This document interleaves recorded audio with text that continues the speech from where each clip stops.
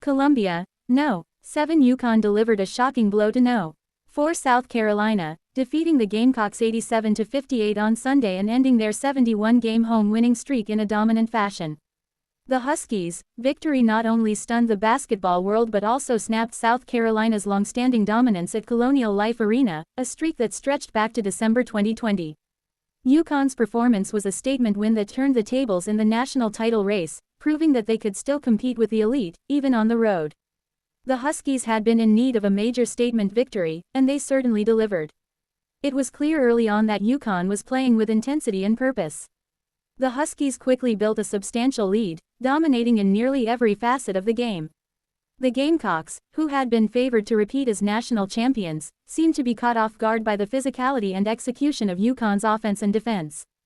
UConn's game plan was executed flawlessly, as the team took control in the first half. Behind a red-hot performance from Azzi Fudd, who finished with 28 points, UConn showed its offensive firepower, shooting at will and making plays from all areas of the court.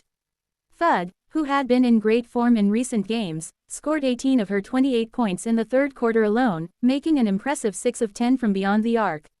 The Huskies' defense was equally suffocating, limiting South Carolina to just 3 of 17 shooting from three-point range and keeping them from finding any offensive rhythm. UConn's aggressive rebounding allowed them to dictate the pace of the game, as they won the rebound battle 48-29 and scored 31 fast break points compared to South Carolina's 12. South Carolina, in contrast, struggled to execute on both ends of the floor. The Gamecocks were unable to establish any consistent offense, especially from beyond the arc. Despite a solid start from Tahina Paopao, who knocked down 2 early three-pointers, the Gamecocks couldn't sustain their momentum. Their defense was porous, allowing UConn to easily find open shots and second-chance opportunities.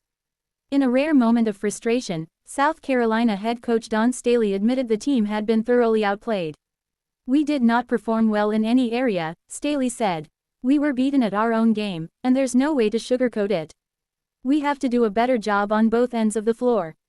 The Gamecocks had been unbeaten at home for nearly 3 years, but on Sunday, UConn came to Columbia and made it clear that they were a force to be reckoned with. It was a humbling loss for South Carolina, one that will have long-term implications as the season progresses. For UConn, the win was a massive boost to their resume and a clear signal to the rest of the nation that they are back in the conversation as a legitimate national title contender.